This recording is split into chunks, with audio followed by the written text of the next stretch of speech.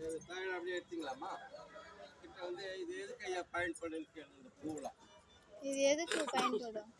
இது வந்து எண்ணெயில் வறுத்தோம் நம்ம அந்த பூவை வறுத்துட்டு பவுடர் பண்ணி ஒரு ஸ்பூன் தேனில் கலக்கி வாரத்துக்கு ஒரு 2 நாள் சாப்பிட்டு வரலாம். உடம்புக்கு ரொம்ப நல்லது. இந்த ஆஸ்மா, டிபி, வீசிங் ப்ராப்ளம் இதெல்லாம் நல்லது. பித்தத்தெலாம் கேட்கும். இந்த ஈர்க்கு வந்து இடித்து குடிக்கலாமா காலையில், வயிற்றை பட்டுற மாதிரி இருக்கும். இது வந்து இந்த வேப்ப மரத்தோட ஈர்க்குது. தண்ணி ஊற்றி இடிச்சிட்டு வடிகட்டி குடிச்சோம்னா பித்தத்தெல்லாம் வெளியேற்றும். இது ஒரு நல்ல அற்புதமான மரமாக.